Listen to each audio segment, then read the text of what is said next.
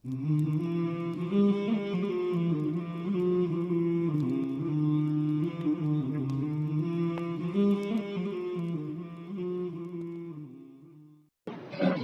لله نحمده ونستعينه ونستغفره ونؤمن به ونتوكل عليه ونعوذ بالله من شرور أنفسنا ومن سيئات أعمالنا ونعوذ بالله من شرور أنفسنا ومن سيئات أعمالنا ونعوذ بالله من شرور أنفسنا ومن سيئات أعمالنا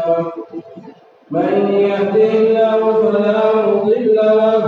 ومن يضلل فلا هادي له ونشهد أن لا إله إلا الله وحده لا شريك له ونشهد أن سيدنا وحبيبنا عبده ورسوله الذي أرسل بالحق بشيرا ونذيرا الذي ولد مجيدا وتوفي حميدا أما بعد فأعوذ بالله من الشيطان الرجيم بسم الله الرحمن الرحيم إن الله وملائكته يصلون على النبي يا أيها الذين آمنوا صلوا عليه وسلموا تسليما وقال الله تبارك وتعالى في موضع آخر أولئك حبطت أعمالهم في الدنيا والآخرة أولئك أصحاب النار هم فيها خالدون صدق الله العظيم وصدق رسوله النبي الكريم ونحن على ذلك لمن الشاهدين والشاكرين والحمد لله رب العالمين. اللهم صل على محمد وعلى ال محمد كما صليت على ابراهيم وعلى ال ابراهيم انك حميد مجيد. اللهم بارك على محمد وعلى ال محمد ابراهيم وعلى ال ابراهيم انك حميد مجيد. يا رب صل وسلم دائما ابدا على حبيبك خير الخلق كلهم.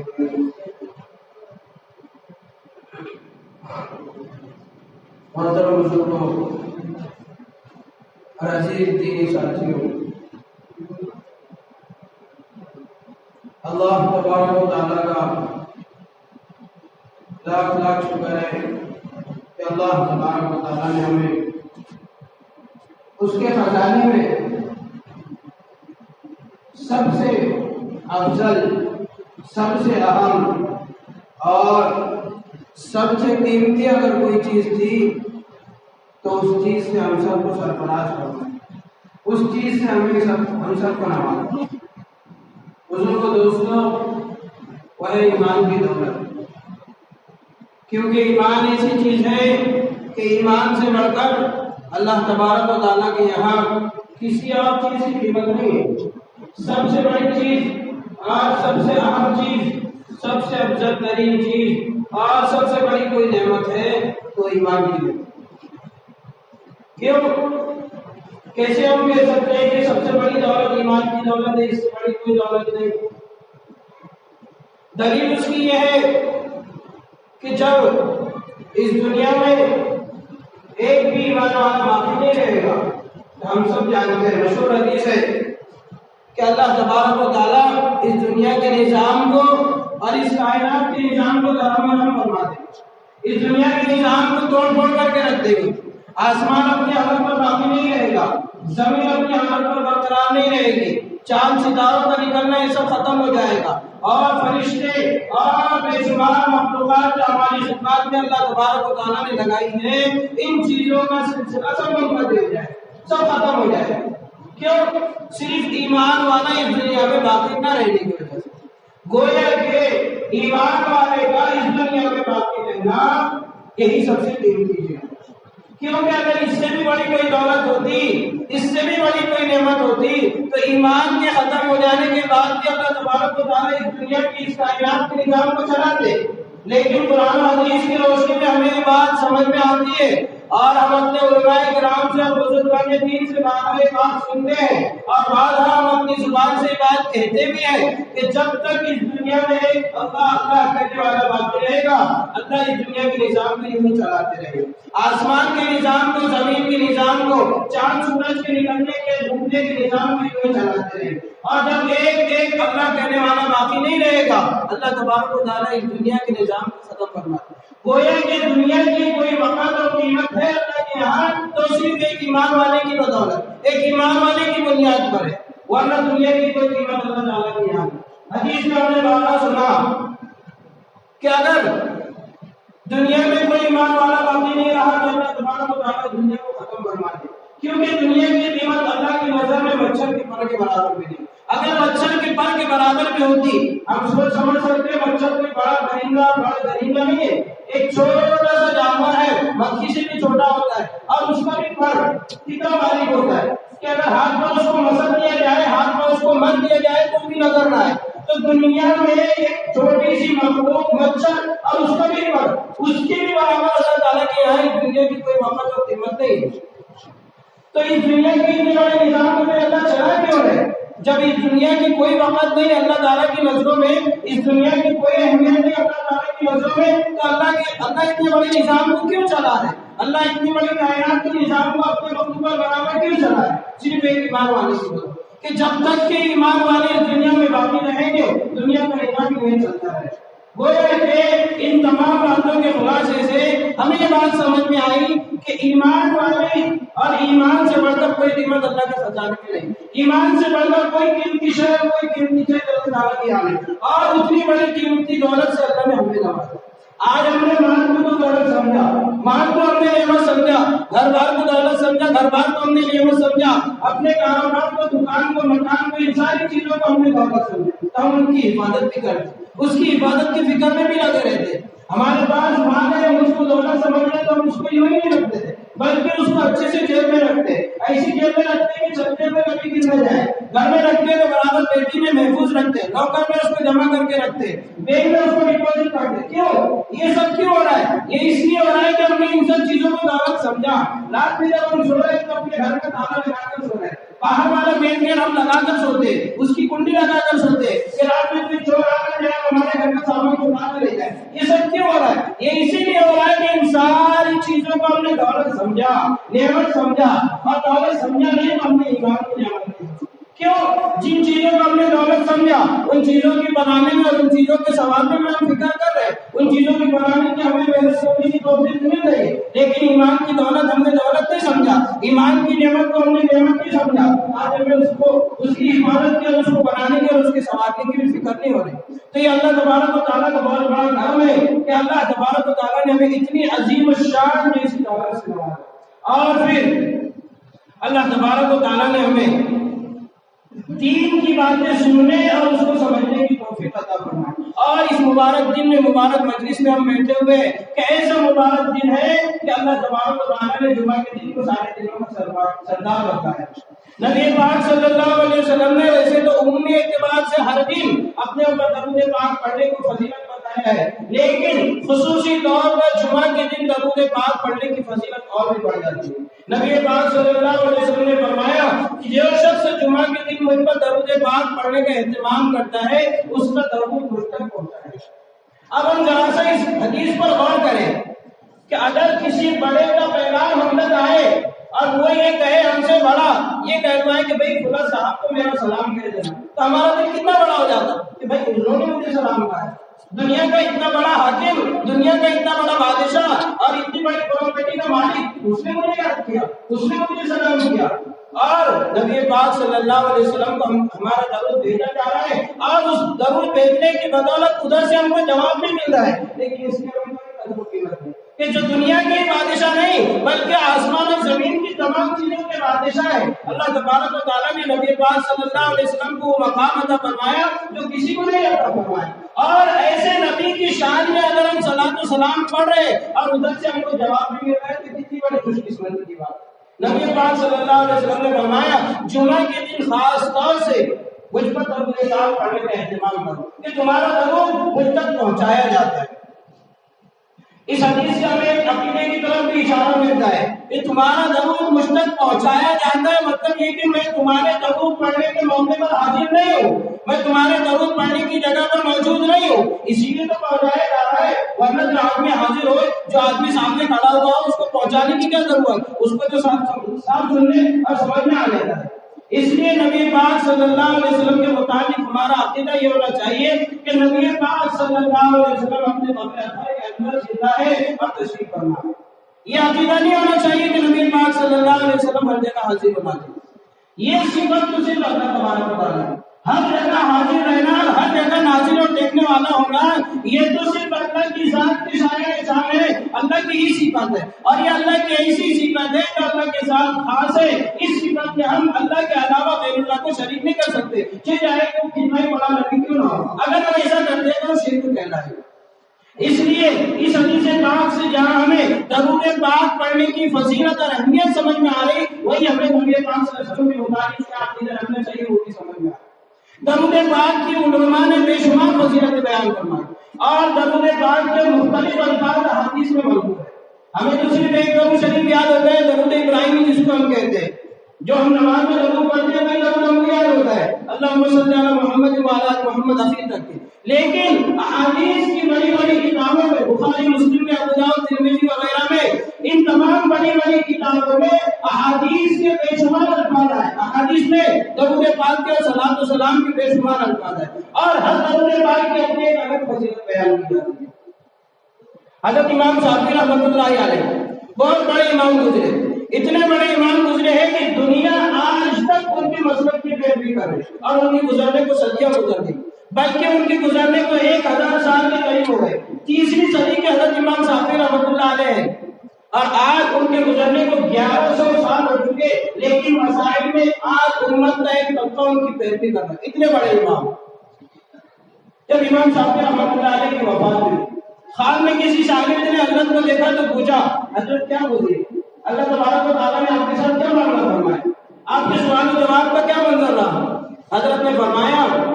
کہ بھائی جب بھی میں کوئی کام کرتا تھا تو ایک درود پاک پڑھ لیا کرتا تھا، چاہے دن میں وہ درود پاک مجھ سے میری زبان سے 1000 مرتبہ کیوں نہ ہو جائے، لیکن اس درود پاک کی پڑھنے کا میں اہتمام کرتا تھا۔ اس درود پاک کے پڑھنے کی فضیلت سے اللہ تبارک و تعالیٰ نے میری مغفرت فرمائی۔ پوچھا گیا کون سا درود ہے تو بتایا کہ درود تنجینا، جس کو درود تنجینا، درود تنجینا بھی کہا جاتا ہے۔ اللہم صلی علی محمد سیدنا صلاۃ تنجینا بها من جميع الاحوال والآفات وتقضي لنا بها جميع الحاجات وتطهرنا بها من جميع السيئات وتبلغنا بها اقصى الغايات من جميع الخيرات في الحياة وبعد الممات انك على كل شيء قدير۔ یہ درود پاک ہے، اس درود پاک کی فضیلت ایسی ہے کہ اتنے بڑے امام کہ انہوں نے اپنی زندگی میں پتہ نہیں کیسے نئے کام کرتے گئے ہوں، کتنے بڑے انہوں نے کارنامے علمی اعتبار سے انجام دی، دین کی خدمت کے اعتبار سے ان کی خدمت کیسی رہی کہ ساری زندگی کتابیں لکھتے رہے، ساری زندگی قرآن و حدیث کے مطالعہ کر کر کے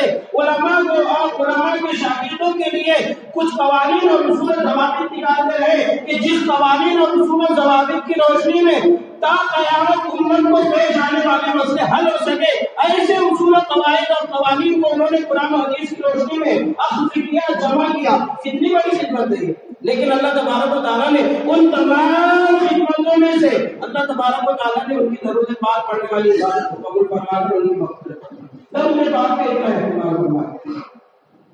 تو ہر درود پاک کی الگ الگ فضیلتیں بیان کی گئی۔ بہت سارے لوگ کشتی میں سفر کر رہے تھے، اچانک کشتی میں کسی وجہ سے سوراخ ہوا اور کشتی میں پانی بھر گیا۔ کشتی میں ایک بزرگ بھی سوار تھے، کشتی چل رہی ہے، اس میں پانی بھی بھر رہا ہے۔ اب لوگ تشویش کے اندر مبتلا ہو گئے کہ ہماری زندگی کا اب کیا ہوگا، ہم کہیں پانی میں تو نہیں ڈوب جائیں گے۔ اچانک ان بزرگ کو جو اس کشتی میں سوار تھے گروہ کی تاری ہو جاتی، ایسے اونگ اور تھوڑی سی نیند تاری ہو جاتی ہے۔ جب ان کو ہوش آتا ہے اور تھوڑا سا 2-3 سیکنڈ کے بعد اپنی آنکھ کو کھولتے ہیں تو لوگوں سے پوچھتے ہیں حضرت آپ کی آنکھ کیوں بند ہوئی؟ فرماتے ہیں کہ تھوڑی دیر پہلے میری آنکھ بند ہوئی تھی اس وجہ سے کہ مجھے نبی پاک صلی اللہ علیہ وسلم کا دیدار ہوا۔ سوچو کشتی میں عذاب آنے والا ہے، ساری لوگوں کی جانیں ہلاک ہونے والی ہے، اور ان بزرگ کو تھوڑی دیر کے لیے غروب کی تاریخ ہوتی ہے اور اس موقع پر نبی پاک صلی اللہ علیہ وسلم کی زیارت ہوتی ہے۔ پوچھا کہ زیارت ہوئی تو کیا فرمایا آپ نے؟ فرمایا کہ تم اس مصیبت سے نجات پا سکتے ہو جبکہ تم 1 مرتبہ مجھ پر 1000 مرتبہ مجھ پر درود پاک پڑھو۔ 1000 مرتبہ اگر مجھ پر درود پاک پڑھو گے تو تمہاری کشتی ساحل پر لگ جائے گی، سمندر کے کنارے لگ جائے گا، تم پار ہو جاؤ گے۔ ابھی 300 مرتبہ ہی سارے کشتی والوں نے درود پاک پڑھنے کا اہتمام فرمایا تھا کہ خود بخود کشتی میں سے پانی جو آ گیا تھا وہ خود بخود ختم بھی ہو گیا اور کشتی کے اندر پانی آنا بھی بند ہو گیا اور سارے لوگ نجات پا گئے۔ یہ کس کی بدولت ہے؟ درود پاک پڑھنے کی فضیلت۔ جب یہ آیت کریمہ جس کو میں نے خطبے کے اندر بھی تلاوت فرمائی، ان اللہ وملائکتہ یصلون علی النبی یا ایھا الذین آمنوا صلوا علیہ وسلموا تسلیما، اس آیت کریمہ کا جب نزول ہوا اور اللہ تبارک و تعالیٰ نے اس آیت کریمہ کو نازل فرمایا تو صحابہ نے پوچھا یا رسول اللہ صلی اللہ علیہ وسلم ہم سلام تو جانتے ہیں کہ آپ کا سلام کس طرح پڑھے، اس لیے کہ وہ سیکھا تھا تشہد کے اندر السلام علیکم ایھا النبی ورحمۃ اللہ وبرکاتہ، ہم سب پڑھتے ہیں کہ نہیں یہ تشہد میں، یہ تو سیکھا تھا صحابہ نے۔ لیکن جب یہ آیت کریمہ نازل ہوئی اور اس آیت کریمہ کے ذیل میں نبی پاک صلی اللہ علیہ وسلم میں درود پڑھنے کا حکم ہوا تو صحابہ نے سوال کیا یا رسول اللہ سلام بھیجنا سلام پڑھنا تو ہم جانتے ہیں لیکن درود ہم آپ پر کس طرح بھیجیں؟ تو آپ صلی اللہ علیہ وسلم نے مجھے درود ابراہیم سکھایا۔ تو درود ابراہیم کی بے شمار فضیلت ہے۔ جب حضرت ابراہیم علیہ نبینا علیہ الصلوۃ والتسلیم نے کعبۃ اللہ کی تعمیر سے فراغت کی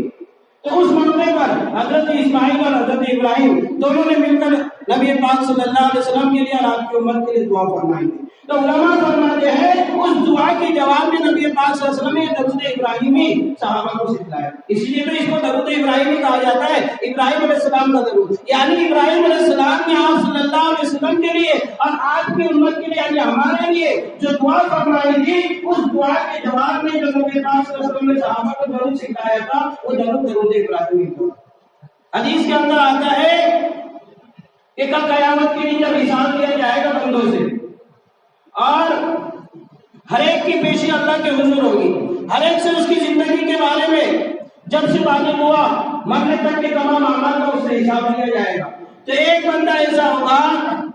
کہ جس کے گناہ کا پلڑا اس کے وزن کی وجہ سے جھک جائے گا اور نیکیاں کم ہونے کی وجہ سے نیکیوں والا پلڑا اس کا اٹھا ہوا رہے گا، وہ پریشان ہو جائے گا اب تو میں ناکام ہو گیا، اب تو میں خسران اور ناکامی میں آ گیا، اب تو میرا انجام جہنم کسی اور کچھ نہیں ہو سکتا، اب میری نجات کیسے ہوگی؟ نبی پاک صلی اللہ علیہ وسلم کے اچانک اس کے سامنے تشریف ہوگی، نبی پاک صلی اللہ علیہ وسلم تشریف لائیں گے اور ایک انگشت کے برابر پرچی، صرف ایک انگشت ایک انگلی کے برابر پرچی ہوگی، وہ پرچی کو اس پلڑے میں جو پلڑا اس کا اڑ گیا تھا یعنی نیکیاں کم ہونے کی وجہ سے اس پلڑے میں رکھ دیں گے تو وہ پلڑا نیچے کو جھک جائے گا اور گناہوں کا وزنی بوجھ والا پلڑا اوپر کو اٹھ جائے گا۔ وہ حیرت سے دیکھے گا کہ یہ شخص کون ہے،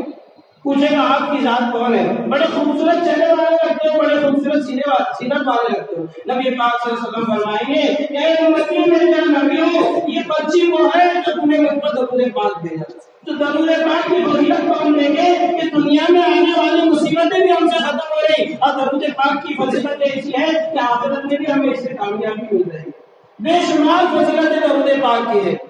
جس نیت سے ہم درود پاک کو پڑھیں گے علماء نے لکھا ہے کہ اس مصیبت سے ہم نجات پا جائیں، جس مصیبت سے انسان گرفتار ہو جائے اور اس مصیبت سے نجات کے لیے انسان درود پاک پڑھے تو انشاءاللہ اس مصیبت سے اس کو خلاصی اور چھٹکارا مل جائے گا، اس مصیبت سے وہ نجات پا جائے گا۔ لیکن آج ہماری غفلت یہ ہے کہ زندگی میں کبھی ہم درود پاک پڑھنے کا اہتمام نہیں فرماتے۔ جس نبی نے ہمارے لیے پتھر کھائے، جس نبی نے ہمارے لیے مصیبت جھیلی، بلکہ خود اپنی زبان مبارک صلی اللہ علیہ وسلم سے یہ الفاظ منقول ہے کہ آپ صلی اللہ علیہ وسلم نے فرمایا اس دین کی خاطر مجھے اتنی تکلیفیں دی گئی جتنی تکلیفیں گزشتہ نبیوں کو بھی نہیں دی گئی، سابقہ انبیاء کو بھی اتنی تکلیفیں نہیں دی گئی۔ حالانکہ حضرت نوح علیہ السلام کا واقعہ اٹھا کر دیکھتے ہیں کہ نوح علیہ السلام صبح سے لے کر شام تک دعوت کے سفر پر چلتے تھے اور اپنی امت کو سبق سکھاتے تھے دین کا اور اپنی امت میں دین کی دعوت دیتے تھے، امت کی اتنی مارتی تھی کہ بے ہوش ہو کر گر جاتے تھے، شام میں پتہ نہیں کب ہوش آتا تھا۔ تو اتنی تکلیفیں حضرت موسیٰ علیہ السلام کو اٹھانی پڑی، حضرت موسیٰ علیہ السلام کو بے شمار تکلیفیں اٹھانی پڑی، اس کے باوجود ہم سب کے آقا محمد رسول اللہ صلی اللہ علیہ وسلم اپنی زبان مبارک سے یہ الفاظ فرما رہے ہیں کہ میری اس امت کے خاطر اور اس دین کو پہچانے کی خاطر اور تبلیغ کی خاطر اتنی تکلیفیں مجھے اٹھانی پڑی جتنی گزشتہ امتوں کے نبیوں کو بھی اٹھانی پڑی۔ تو سوچو کتنی تکلیفیں ہمارے لیے نبی پاک صلی اللہ علیہ وسلم نے اٹھائی ہوگی۔ نبی پاک صلی اللہ علیہ وسلم کو روٹی ڈالی گئی، نبی پاک صلی اللہ علیہ وسلم کو نوزندہ مساقات پھونکا بھی گیا، آپ کو گالیاں دی گئی، آپ کے قتل کے مشورے بھی کیے گئے، منصوبے بھی بنائے گئے، لیکن اس کے باوجود ہمارا حال یہ کہ ہم اپنے آپ کو نبی پاک صلی اللہ علیہ وسلم کو امتی تو کہلواتے ہیں کہ ہم کس کے امتی ہیں، تو بڑے فخر سے ہم کہتے ہیں کہ محمد رسول اللہ صلی اللہ علیہ وسلم کے امتی ہے، لیکن ہماری زندگی میں دن بھر کے معمولات میں دیکھ لیں، کھانے پینے کا نظم تو ہماری زندگی میں برابر ہے، کمانے کا نظم تو ہماری زندگی میں برابر ہے، اپنے خواہشات کو پورا کرنے کا نظم تو ہماری زندگی میں برابر ہے، لیکن جس نبی نے ہمارے لیے اتنی تکلیفیں جھیلی ہے اس نبی کے لیے کبھی ہم اپنے دن رات کے 24 گھنٹے میں 10 منٹ کی وقت کرتے ہیں کہ 10 منٹ ہم اپنے درود پاک کے لیے خاص کر لیں کہ جس نبی نے ہمارے لیے اتنی ساری تکلیفیں صحیح ہے برداشت کی ہے اسی نبی کو ہم 10 منٹ کبھی درود و سلام کا صلاۃ و سلام کا نذرانہ پیش کر دیں، صلاۃ و سلام کا تحفہ نبی پاک صلی اللہ علیہ وسلم کی بارگاہ میں پیش کر دیں۔ اب وہ بھی تو دیکھیے کہ نبی پاک صلی اللہ علیہ وسلم ہمارے لیے کیسے رحمت بن کر آئے کہ ہم پڑھ تو رہے درود ان پر اور 10 رحمتیں ہم پر نازل ہوئی، ہم درود ان پر پڑھ رہے الٹے رحمتیں ہمیں مل رہی۔ دینے والے کا تو حال یہ ہوتا ہے کہ کسی کو کوئی 10 روپے دے دے تو ظاہراً اس کے پاس سے 10 روپے کم ہو جاتے، لیکن یہاں پر دینے کا حال تو ایسا ہے کہ زبان کو تھوڑی سی حرکت دو، صلی اللہ علیہ وسلم اپنی زبان سے کہہ دو 10 رحمتیں خود ہمیں مل جاتی۔ تو سوچو جو انسان اگر دن بھر میں 100 مرتبہ درود پاک پڑھنے کا اپنا معمول بنا دیتا ہے تو اس کو کتنی رحمتیں ملتی؟ 1000 رحمتیں ملتی۔ آج انسان اپنے حال کے اعتبار سے پریشان ہے، معاش روزی روٹی کے اعتبار سے پریشان ہے کہ روزی روٹی میں برکت نہیں، کمانا تو دن بھر ہے لیکن برکت نہیں، لیکن ہم اس کے احوال پر ذرا غور کریں کہ ہماری روزی روٹیوں میں برکتیں کیوں نہیں؟ ہم دن بھر کمائی تو کر رہے ہیں، محنتیں کر رہے ہیں، لیکن ان کمائی میں ہماری ضروریات کو پورا کیوں نہیں ہو رہا؟ ان تمام ضروریات سے ہماری زندگی کی ضرورت پوری کیوں نہیں ہو رہی؟ ان اسباب پر ذرا ہم غور کریں۔ جب ہم ان اسباب پر غور کریں گے تو ہمیں پتہ چلے گا کہ کچھ ایسے خاص کام ہماری زندگی سے تب چھوٹ رہے جو کرنے کے کیا ہم ان کو کر نہیں رہے، بلکہ فضولیات میں اور غلطیات میں ہم لگے ہوئے ہیں۔ دن بھر میں کتنے گھنٹے ہمارے موبائلوں میں ایسے گزر جاتے ہیں اور گیم کھیلنے میں اور فضول باتوں میں ایک دوسرے کی غیبتوں میں چغلیوں میں گزر جاتے ہیں، لیکن 10 منٹ ہم اپنے نبی کے لیے نہیں نکال سکتے جس میں ہم درود پاک نذرانہ نبی پاک صلی اللہ علیہ وسلم کی خدمت میں مل سکے۔ اس لیے جمعہ کے دن تو خاص طور پر نبی پاک صلی اللہ علیہ وسلم کو درود پاک پڑھنے کا اہتمام کرنا ہی چاہیے۔ ویسے عمومی اعتبار سے ہر روز سونے سے پہلے یا اٹھنے کے بعد فجر کے بعد جب جس وقت جس کے پاس وقت ہو 10 سے 15 منٹ کا ایسا وقت اپنے لیے زندگی میں خاص کرے اور زندگی بھر کا اس کو معمول بنا لے۔ جیسے انسان نے 2 ٹائم کھانے کا معمول بنایا ہے کہ صبح کھانا کھانا ہے اور شام میں کھانا کھانا ہے، 2 بجے کھانا کھانے کی عادت ہے، 3 بج جائے تو بھوک مٹ جاتی، 12 بجے کھانا کھانے کی عادت ہے، 12 سے 12:30 1 بج جائے تو ہماری بھوک مٹ جاتی، کھانا کھانے کا وقت آ گیا چائے پیے تو بھوک مٹ جاتی۔ تو جس طرح ان تمام چیزوں کو ہم نے اپنے لیے ضروری سمجھا، فرض سمجھا، دوپہر میں کھانے کو، شام میں کھانے کو اور اپنے لیے کام کے لیے نکلنے کو، تو اس طرح ہم اپنے لیے ضروری سمجھ کر دن اور رات کے 24 گھنٹوں میں سے 10 منٹ ایسے منتخب کریں اور ایسے متعین کریں کہ 10 منٹ کے لیے ہم نبی پاک صلی اللہ علیہ وسلم پر درود و سلام کا نذرانہ پیش فرمائیں، جس کی بے شمار رحمتیں ہم پر حاصل ہوگی، جس کا فائدہ ہمیں دنیا میں نظر آئے گا، جس کا فائدہ ہمیں قبر میں نظر آئے گا، جس کا فائدہ ہمیں آخرت میں نظر آئے گا۔ 2-4 واقعات کی روشنی میں آپ کو بتایا گیا کہ درود پاک کی فضیلت دنیا میں بھی ملتی ہے، رحمتیں اس کی ہمیں دنیا میں بھی حاصل ہو رہی، اب قبر میں بھی اس سے ہم کو آسانی ہوگی۔ قبر میں ہمیں کس طرح سے آسانی ہوگی؟ حدیث میں آتا ہے کہ جب انسان کو قبر میں نکال دیا جاتا ہے اور اس کے گھر والے اس کی قبر کے پاس سے چل دیتے ہیں، نکل جاتے ہیں، تو اس کے پاس فرشتے آتے ہیں اور سوالات کرتے۔ سب سے پہلا اس سے جو سوال ہوتا ہے اس سے پوچھا جاتا ہے من کون تھا، تو کون تھا؟ تو کون تھا کا مطلب تو کس حال میں تھا؟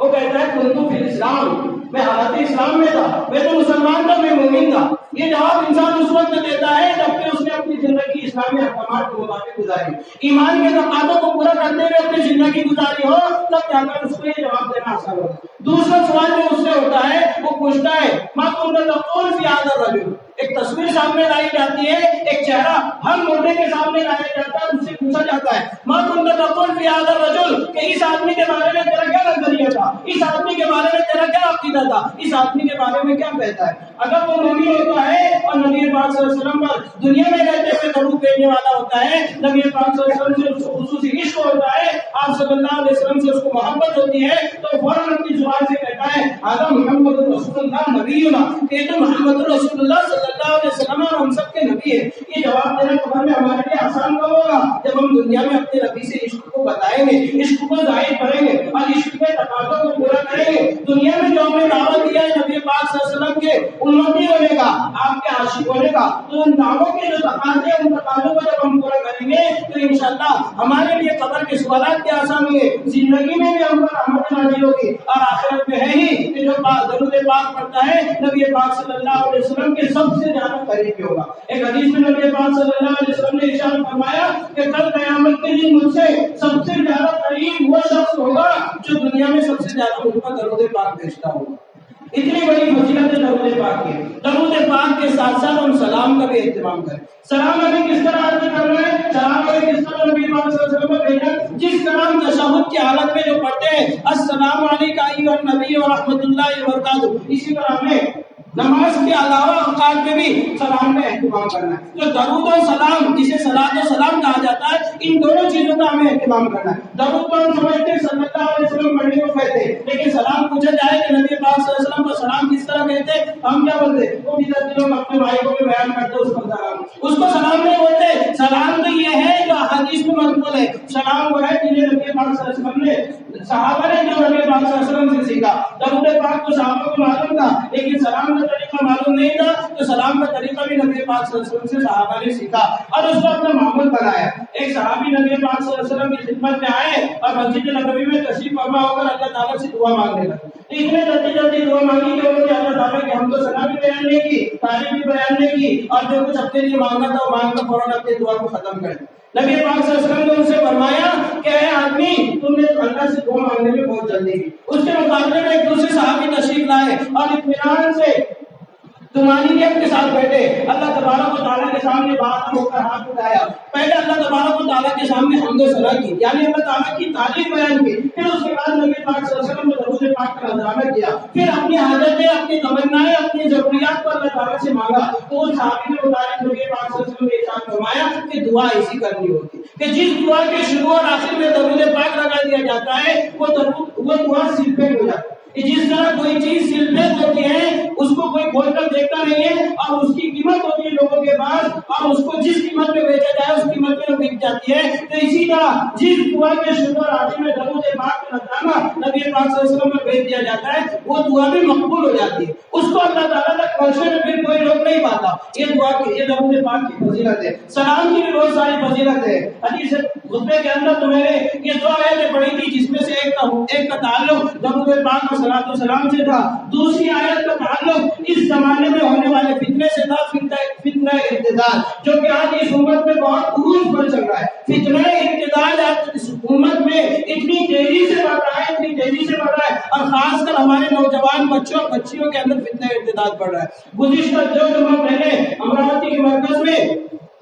میرٹھ سے آنے والی جماعت میں ایک مفتی صاحب تھے، انہوں نے کارگزاری کے طور پر بیان میں بتایا کہ ہمارے میرٹھ کے اسکول اور کالجوں کا حال لاک ڈاؤن اور اس کے بعد سے لے کر جو ابھی اسکولیں کھلی ہیں اس وقت اور اتنے لمحے کا یہ ہے کہ 555 بچیاں ہمارے یہاں کی مرتد ہو چکی ہیں۔ اس کا سب سے بڑا ذریعہ اور اس کا سب سے بڑا سبب یہ ہے کہ آج ہم نے اپنی بچیوں کو بچوں کو تعلیم تو دی ہے لیکن تعلیم مخلوق نظام میں ہم دے رہے ہیں۔ ایسی تعلیم میں ہم اپنے بچوں کو تعلیم دے رہے ہیں جو نظام تعلیم مخلوق نظام تعلیم، تو مخلوق نظام تعلیم میں اپنے بچوں کو پڑھانے سے بچے، ایسی جگہوں پر اپنے بچوں کو پڑھائیں جہاں پر ہمارے بچوں کے دین و ایمان کی حفاظت۔ یہ انہوں نے پورے یوپی کی کارگزاری نہیں سنائی، صرف اپنے ضلع میرٹھ ضلع کی انہوں نے کارگزاری سنائی۔ ایسے اگر ہم اندازہ لگائیں تو پورے یوپی میں کتنے ہوں گے، اور ایسے ہم اپنے ضلع میں اور پورے مہاراشٹر میں اندازہ لگائیں تو کتنے ہوں۔ تو فتنہ ارتداد جو ہماری اس امت میں آج بڑی تیزی سے پھیل رہا ہے اس کی بات پر، اس کے اسباب پر ہم غور کریں کہ ہمارے بچے دین و ایمان سے کیوں محروم ہو رہے ہیں۔ اور ارتداد کوئی معمولی چیز نہیں جس کو ہم یوں سمجھ کر کے چھوڑ دیں۔ ارتداد اتنی خطرناک چیز ہے کہ اگر کوئی انسان ایک مرتبہ دین و اسلام سے خارج ہو جاتا ہے تو زندگی بھر کے کیے ہوئے سارے عمل اس کی حقارت ہو جاتے ہیں ایک سیکنڈ کے اندر۔ اعمال کمانے کے لیے انسان کو کتنا وقت لگتا ہے، کتنی محنتیں لگتی ہے، عبادت کرنے میں انسان کو کتنی مشقت ہوتی ہے، لیکن کفر اختیار کرنے میں اور دین اسلام سے پھر جانے میں صرف ایک سیکنڈ میں انسان پھر جاتا ہے اور زندگی بھر کی اس کی ساری عبادتیں اور سارے اعمال حقارت ہو جاتے ہیں۔ اب چاہے اس نے حج کیے ہو، چاہے اس نے لاکھوں روپے کی زکاتیں دی ہو، چاہے اس نے لاکھوں نمازیں پڑھی ہو، لاکھوں رکعت تعداد میں اس نے نمازیں پڑھی ہو، اس کی ساری نمازیں، سارے صدقات، سارے حج اور ساری عبادتیں اس کی حقارت ہو گئی، اور حقارت ہونے میں صرف ایک سیکنڈ لگتا ہے۔ اس کے بعد نتیجہ یہ ہوتا ہے کہ اگر مردہ ہونے والا شخص سے شادی شدہ ہے تو اس کا نکاح بھی ٹوٹ جاتا ہے، دوبارہ اس کا نکاح نئے مہر کے ساتھ کروانا پڑتا ہے۔ تو یہ تو خیر آسان چیز ہے، لیکن اس کے ساری زندگی بھر کے اعمال حقارت ہو گئی، کتنی خطرناک چیز ہے۔ تو فتنہ ارتداد سے ہم سب اور ہمارے آل اولاد اور ہمارے بچے کیسے بچ جائیں، ان اسباب پر ذرا ہم غور کریں کہ یہ اسباب کون کون سے ہو سکتے ہیں جن سے آج ہم اپنے بچوں کو بچا سکیں۔ اللہ تبارک و تعالیٰ ہم سب کو ان سچی باتوں پر عمل کرنے کی توفیق عطا فرمائے۔ جن حضرات کی سنت باقی ہے اس سنت سے فائدہ